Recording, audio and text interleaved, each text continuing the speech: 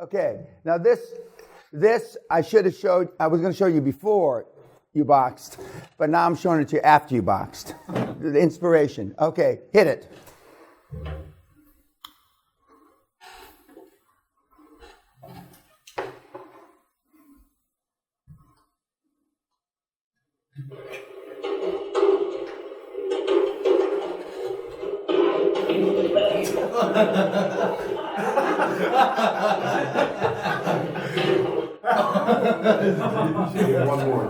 One more time.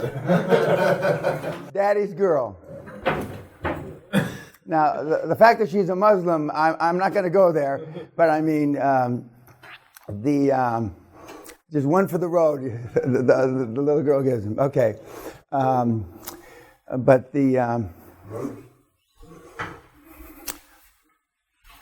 when I came in this morning, the normal amount of shit that you guys talk was quiet. And I asked one of you why it was so quiet in here. And what was your answer? Because it's becoming obvious what we need to do. And what you haven't been doing for the most of it. Okay. In that line, or in that vein, I got an email late last night from the guy that did all that shit in 104 days. Okay. And right now he's going to the whip, getting them closed. And I asked for a status yesterday. And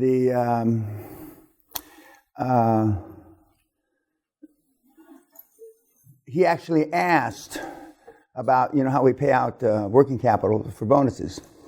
And it says, per the council of the legal team, blah, blah, blah, blah. So he asked the covenants of the banks, all the banks. And all the banks to a bank said, there are no covenants as long as you're paying money out that's related to the deal. In other words, if you and the team have worked on the deal, you're entitled, and you can use working capital. That's the bottom line of the legal opinion. Both deals are going to be 100% financed. And he's got a board meeting today with the other. He's given the other directors jobs, and he's going to apparently grade them based on how well they did the job vis-a-vis how much bonus they get, because the deals are going to close. He's going to grade them. If he was going to give a $20,000 bonus to one of the directors, and the guy was late or this, he's going to give him $8,000 now. And this is the guy that's the active duty military. He's a captain in the Air Force. And we're on a mission, and I told you all that a day or two ago. But he's going to actually pay them according to what he feels. He's going to give it to me to approve, but I'm probably not going to disagree, because he's there and I'm here. And they're due to close the 29th. Both deals. 100% finance. It's recourse, though. It's not non-recourse. I'd like to be able to tell you. It'd be a better story if it was non-recourse, but that'd be a lie. But it's recourse. But you can get deals done. But you got to this time of the year, you got to stay with one foot up their ass and one foot on their neck, because for all the obvious reasons. Last night you saw one of the series of the Making the Nation. Who was it last night? Vanderbilt. He was a mean old. Okay, they were mean old bastards. And it also talks about the emergence of Carnegie. Yeah. Yeah. And what's, other than the obvious, what are some of the comments or takeaways? It seemed to me that money wasn't necessarily a driving factor. They were beyond that. It was more about the game and positioning dominance in whatever their industry was. And they wouldn't. It's a different set of calculus, because they wouldn't even give an inch to anything or anybody, even though they could. Fucking men. That's exactly how it is. Now, you haven't dealt with these guys. I have. I mean, and of course, when you're already rich, or you're already perceived to be wealthy, it's beyond the money. It's who wins. I remember the billionaire guy that Marcus went up against 2-3 years ago. The guy that wanted the property, blah, blah, blah, blah, remember? Okay. He didn't give a fuck. The other guy didn't give a fuck. He knew that Marcus wasn't going to have it. That's all he knew. Yeah. That's all he knew. That's all he cared about. You know? And he was then right. Yeah. And that's what happens. It transcends money. You know, it's... what else about... I think the clarity in mind and the confidence, on the underlying confidence, and not when they became rich, because if you recall the first conversation that Vanderbilt has with Rockefeller, and Rockefeller is nobody at that point. He's just a small time. But he says he knows exactly what he can offer Vanderbilt and at what terms. He says, I'm going to fill up your wagon. And he doesn't even know how he's going to fill it because his capacity was half of what Vanderbilt could ship. But he said, I want to do it. And that commitment and that confidence of just that thinking impressed Vanderbilt. And he said, you got a deal. And then he went and worked backward to double his capacity so that he could fulfill the commitment he made to Vanderbilt. That's exactly how Richard Branson got started. When he was selling advertising, he'd call up the newspapers and say that he wanted to do, a full page of ads, etc. If I can fill these page of ads up, can I get 40% off or 60% off, 80% off? And they said, yeah, if you can fill. Yeah, well, I got him. I'll call you back. And then he'd go get the advertising. And he said, I can give you 30% off. And they said, how can you do that? Don't worry, I can get you 30% off in whatever newspapers. And so he faked it until he made it. And it's been a formula forever, yeah. So I think, as based on what Deb was saying, so they were dreaming big and there was no limitation to what they could do. So they just find ways to make it. Acting as if they had no limits to their abilities. Yeah. They also based on what Deb's saying about confidence, they pushed past based on tragedy. They both had tragedy. I mean, Rockefeller, he was ordained by God, but with providence, he was supposed to be doing it based on that. So they pushed past their own tragedy, losing family members, and turned that into something pretty nice. My first partner, and the reason why I had 82% of Great Western, and I started with $820, and the company started with $1,000, but I had an 18% partner who was my first chairman, and Bob Anderson, who was the former secretary of, I believe, the treasurer under Eisenhower, and he was an old guy from Texas.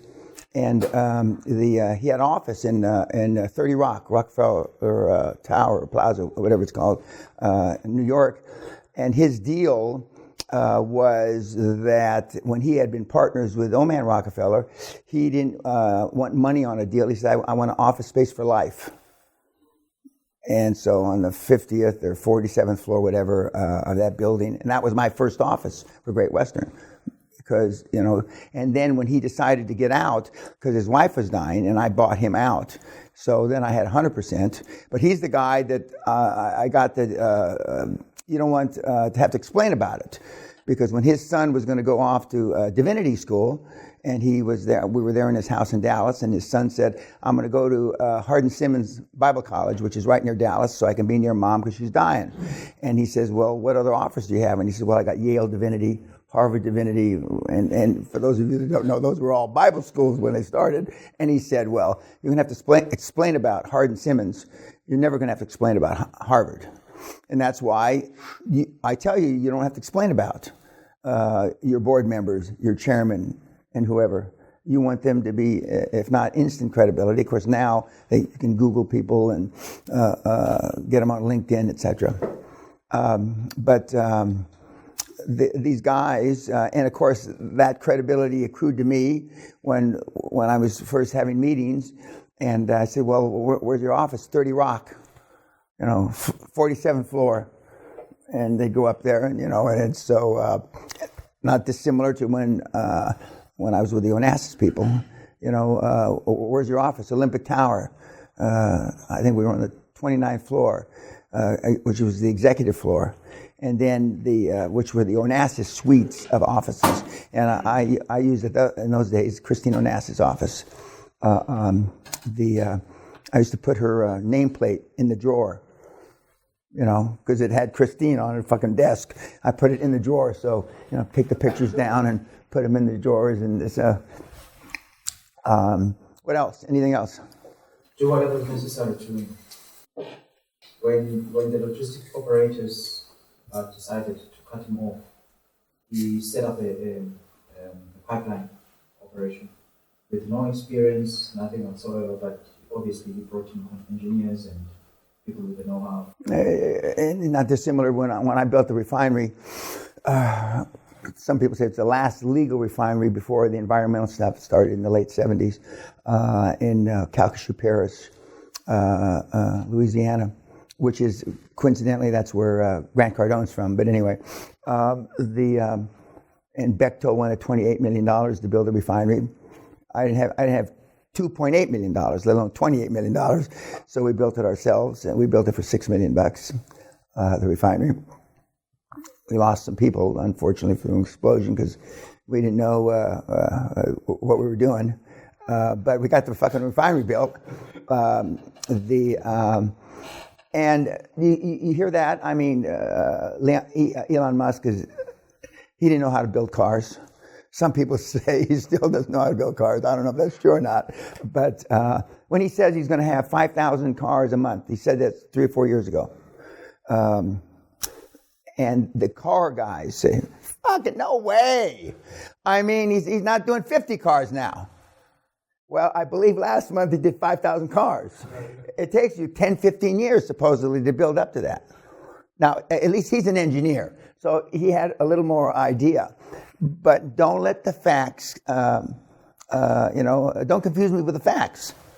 I may be wrong, but I'm never in doubt. And all these guys have the same attitude. About getting shit done. And I mean, you've heard Marcus now for a couple of days, and he certainly didn't sound like this in any shape, manner, or form, years ago.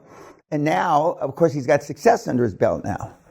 Now he knows, before he made shit happen that he wasn't sure he could make shit happen. Now he makes shit happen because he's made shit happen.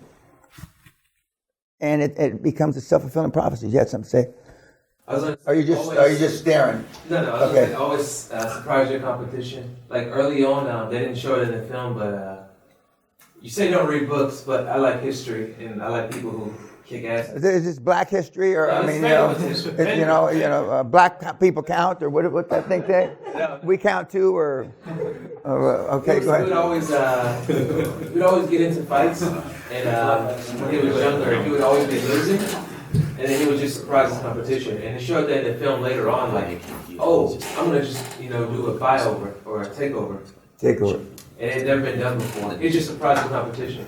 Yeah, I mean, and you're gonna see people, and you're gonna meet people that still don't understand the way we do buyouts, leverage buyouts, because it's not the storybook way.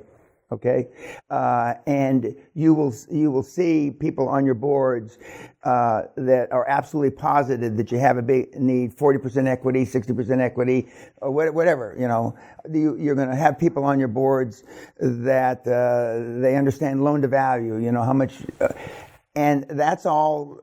Those formulas and those benchmarks are all true, but the world. To begin with, back in the Andrew Carnegie days, when he more or less invented this system because he didn't want to have equity in his deals because he didn't want to give up ownership because he was a cheap old bastard. He didn't want to give up ownership, and when you took equity, even in those days, you had to give up ownership. And so he figured out ways to leverage the banks and trick fuck the banks into giving them the ownership. And just as we talked about yesterday. When you heard Frank, well, when did you start to refinance them? He says, the day I closed the other deal, I'm already refinancing them. And when I explained to some of you that are more experienced that because it is a seller's finance, it really hasn't been financed by the banks. So the banks don't look at it as you need to have 3 years or 3 months or 90 days operating experience. It's a brand new credit. and your board members will be dumbfounded. But once these experienced guys that you've got on your boards and that you're in business with get it, once the shoe drops, then all their vast experience comes to bear. Then it's fun for them again, you know. And when they start getting paid for the deals, and of course Captain America here apparently is going to grade them, which I've never done that before. I frankly never fucking thought of it before. You know, I'm fucking I'm awed by the little shit. My Muslim brother, 5 prayer a day boy, you know, and he's got a skinhead just like you. I mean, he got no hair on his head. And so I learned something today, but apparently he's told them the bonuses are going to be based on performance in a timely fashion. So they know that the pool ostensibly is $500,000, and there's 7 of us, and they all know that he's going to get the biggest one. Because I'm positive I said that at the board meeting. But that, you know, when he expects something at 10 a.m., you know, and it comes in at 11 a.m., you know, they're going to be graded accordingly. And I assume, I haven't talked to him about this, that the people that don't get the shit done quick enough aren't going to be around for the next deal. And he also says that the rumor's already out, and Marcus can relate to this. Where is it? About him having money. When they know you can finance shit, it says, let's see, given our mission and reputation, I was approached by several owners, 5 more deals in New Jersey. Commence conversation. As soon as these 2 close, I'll be on them, the next 5. And it says here, through diplomacy, I acquired trust and gathered all necessary intelligence. Like he's taking over a fucking a city or something, bombing it.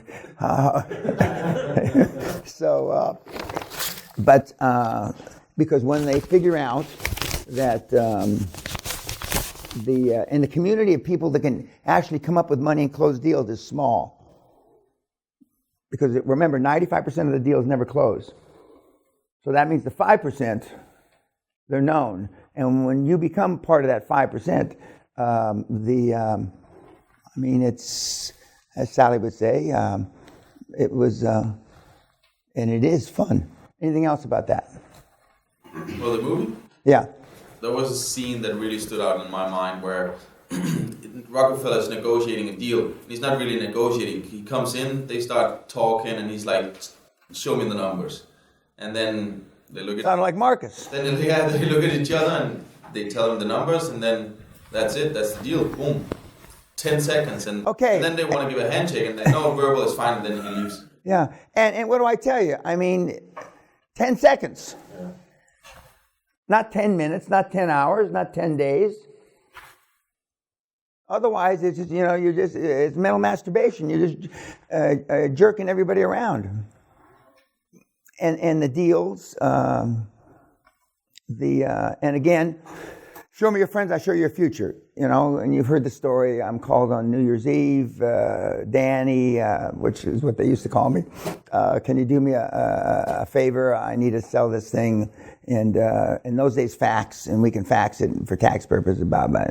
And another time, they paid me to buy the refinery, and then, I mean, but when you're dealing with guys that have a lot of money, and they have different kind of problems than you have, and the fact that they may lose $10 million on a deal, it's better than losing $80 million or paying $80 million in taxes. And a lot of guys, even though I don't worry about taxes, Bunker Hunt told me many years ago, if you worry about paying taxes, Danny, you're not making enough fucking money.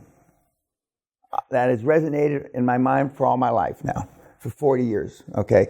But a lot of guys do worry about paying taxes, okay? But I'm not one of them. Okay, YouTube, thank you.